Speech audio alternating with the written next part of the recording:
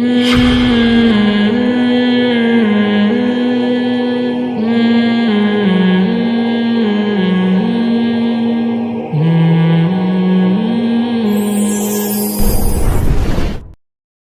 پیدا کر دیتے ہیں نا بچے. تو ایک فلم دکھائی تھی پرانے زمانے میں کہ بچے زیادہ ہو گئے, باپ سے کھلایا نہیں جا رہا, تو بیٹی کہہ رہی جب کھلا نہیں سکتے تو پیدا کیوں کرتے ہو. یہ بہت دفعہ اس کا جواب میں دے چکا ہوں, آج میرا یہ ٹاپک نہیں ہے. جب کھلا نہیں سکتے تو پیدا کیوں کرتے ہو. اس سے یہ میسج دیا گیا ہے کہ اپنی غربت کو دیکھو اور بچوں کی اسپیڈ کو دیکھو, کچھ تھوڑا سا خیال کرو. اسپیڈ بچوں کی اتنی ہو جتنی آپ کی جیب میں پیسے ہوں. تو اس پہ یہ فلم دکھائی گئی تھی کہ غریب باپ ہے اور بچے اتنے ہو گئے وہ روٹی میں لڑ رہے ہیں, تو پھر بیٹی باپ کو تانے دے رہی ہے کہ جب کھلا نہیں سکتے تو پیدا کیوں کرتے ہو. اس لڑکی نے اگر توبہ نہیں کی, یہ جملہ قیامت کے دن اس کے گلے پڑنے والا ہے. کچھ جملے ہماری نظروں میں بہت ہلکے ہوتے ہیں, خدا کی نظر میں بہت بھاری ہوتے ہیں. یہ جملہ جو فلم میں کہا گیا نا, میں نے تو یہ کلپ دیکھا تھا اس کا, کہ جب کھلا نہیں سکتے تو پیدا کیوں کرتے ہو. دیکھا بھی اس لیے وائرل ہوا بہت زیادہ, اس پہ بات کریں. تو یہ جملہ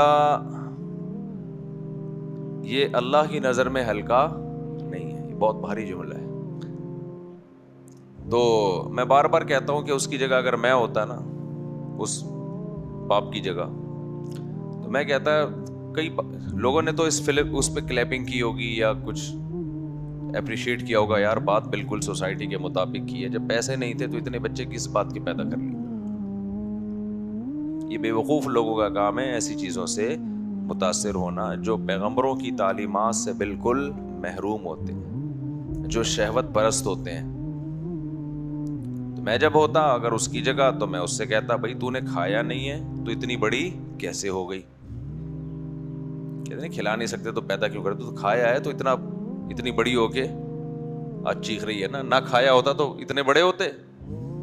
نمبر 2, زیادہ نہ کھایا ہوتا تو اتنا کانفیڈنس بھی نہ ہوتا کہ باپ کی آنکھوں میں آنکھیں ڈال کے بات کر رہی ہے. کچھ اضافی چربی آتی ہے باڈی میں, کچھ گریبیاں مل رہی ہوتی ہیں, عیاشی ہوتی ہے, جس کی وجہ سے اتنا کانفیڈنس ہوتا ہے کہ جو ماں باپ ہیں, جو زندگی کا ذریعہ بنے, جو سب سے بڑے محسن ہیں, انہی کی آنکھوں میں آنکھیں ڈال کے بات کر رہی ہے. نمبر 3, اس بدتمیزی کی سزا ملنی چاہیے آپ کو, اس بدتمیزی کی سزا ملنی چاہیے.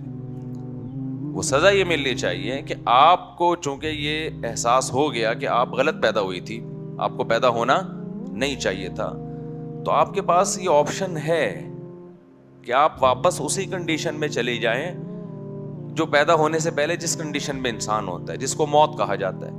تو یہ بیٹا بندوق ہے, یہ اس میں چیمبر میں گولی ہے, ٹھا کرو ختم. غلط پیدا ہو گئے نا, تو غلطی کا تلافی ہو سکتی ہے.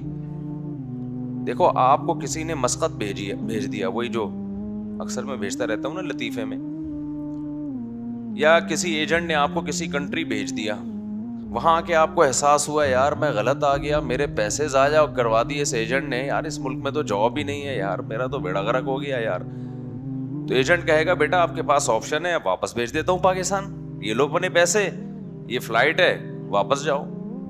تو آپ خوش ہو جاؤ گے نا کہ یار یہ جو غلطی مجھ سے ہوئی ہے اس کی تلافی ہو سکتی ہے. تو بیٹا آپ پیدا ہو گئے, غریب آدمی تم پیدا ہو گئے, تمہیں ابھی احساس ہے کہ چونکہ اس غربت میں غلط پیدا ہوا ہوں, میرے ابا نے 8واں بچہ پیدا کر کے بہت بڑی مسٹیک کی, اور 8ویں نمبر پہ کون ہے, میں ہوں, تو یہ غلط ہو گیا نا, ٹھا کرو ختم, صحیح ہو جائے گا. یار آپ لوگ کی سمجھ میں نہیں آ رہا تو اس فلم والے کی سمجھ میں کہاں سے آئے گا. بھائی ٹھا کرو ختم, کم بخت مریں گے بھی نہیں, کیوں, ان کو زندگی کی نعمت کی قدر ہے. تو یہ ڈائلاگ ہے میرے بھائی, اور یہ تانے جو ہے نا کھلا نہیں سکتے پیدا کیوں کرتے ہو, یہ مالداروں کے ہاں زیادہ ہیں, غریبوں کے ہاں کم ہیں. جو پیٹ بھرے ہوئے ہوتے ہیں نا, جن کے بہت زیادہ بڑی بڑی گاڑیوں میں گھوم رہے ہوتے ہیں, تکبر سے دماغ ان کا خراب ہوتا ہے. غریبوں میں ہم نے اکثریت کو ماں باپ کی خدمت کرتے ہوئے دیکھا ہے, بڑے دل ہوتے ہیں. قرآن سے پتہ چلتا ہے کہ غریبوں میں پیغمبروں کی مخالفت کا ریشو کم، مالداروں میں زیادہ. اور یہ جو لوگ مثالیں دیتے ہیں دنیا کی بڑی بڑی قومیں بڑی مینیج ہیں، پیسہ ہے تو کیا ہے ان میں، مینجمنٹ بہت ہے، بڑے پیارے اخلاق ہیں، اس پر میں بہت دفعہ بول چکا ہوں کہ یہ الو کسی اور کو بنایا کرو. یہ الو کس کو بنایا کرو؟ کسی اور. دنیا کی بڑی طاقتیں اپنے لیے بہت اچھی ہیں، دوسروں کے لیے میرے بھائی بالکل بھی اچھی نہیں ہے. سمجھتے ہو نا؟ فیصلہ تو قیامت کے دن ہو. آپ نے اپنے گھر کا ماحول بہت اچھا کیا ہوا ہے، بڑا تمیز سے ہر ایک سے بات ہو رہی ہے، لیکن یہ صوفہ یہ پڑوسیوں کے گھر سے اٹھا کے لائے تھے. یہ ڈنر سیٹ کہاں سے ہے؟ یہ وہ گندے نالے پہ ایک جھونپڑی تھی، پہ چھاپا مارا تھا، وہاں سے آیا تھا یہ.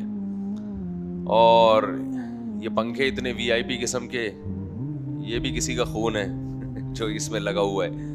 تو ابھی میں زیادہ نہیں جاتا اس کی طرف، ہم تو ابھی اپنے دکھڑے لے کے بیٹھے ہوئے ہیں. تو میں کیا بات کر رہا تھا؟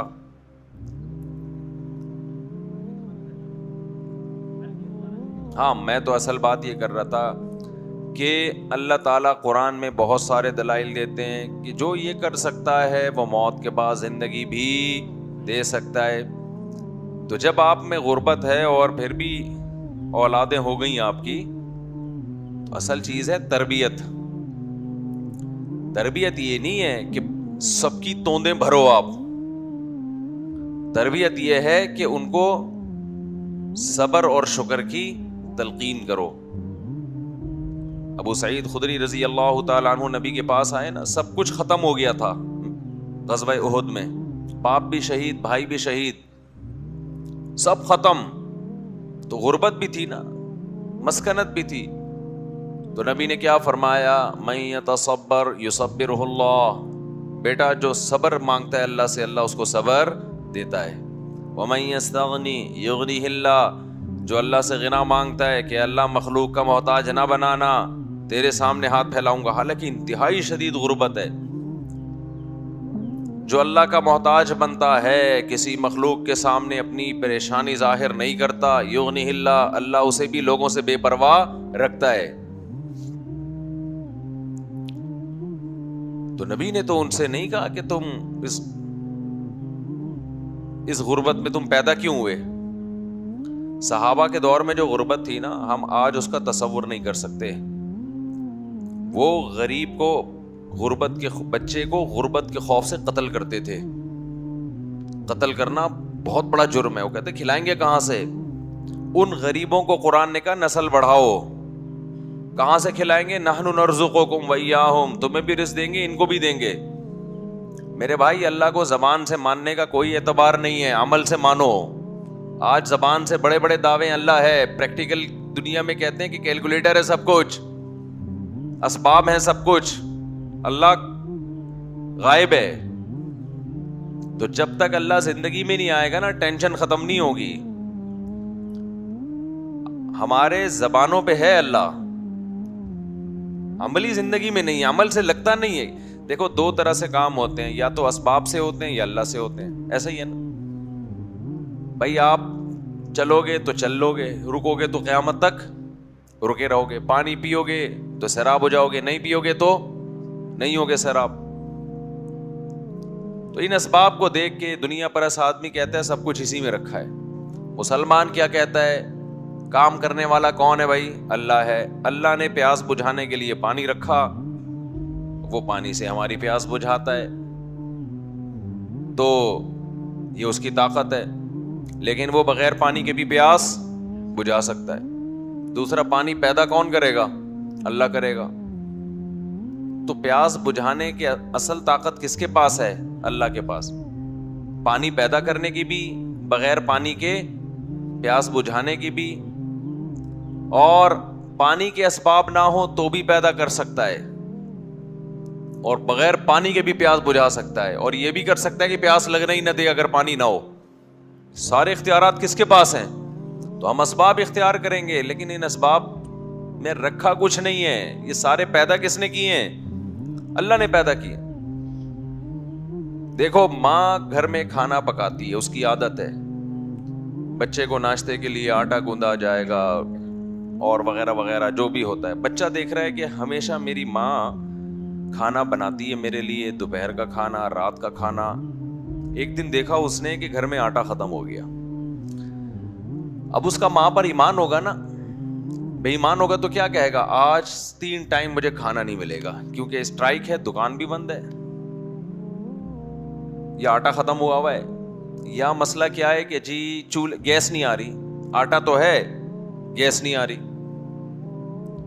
تو آج تو میں گیا اور پتہ نہیں اب گیس کب آئے. اب وہ قحط سے مرنے کے اس کو خیالات آنا شروع. تو ماں ایک تھپڑ لگائے گی کھینچ کے اس کو، کہے گی بھائی یہ تو میں نے تجھے بتایا ہے کیونکہ گھر میں آٹا ہوتا ہے، پانی ہوتا ہے، تو میں اس طریقے سے روٹیاں پکا پکا کے کھلاتی ہوں. جس دن نہیں ہوگا تو ہوٹل سے منگوا لوں گی. تو کہے کہ آج تک آپ نے کبھی ہوٹل سے نہیں منگوایا. بیٹا اس کی ضرورت ہی نہیں پڑی ہے ہوٹل سے منگوانے کی. لیکن کیا تیری ماں تجھے ایسے مرنے دے گی؟ ہے بھائی،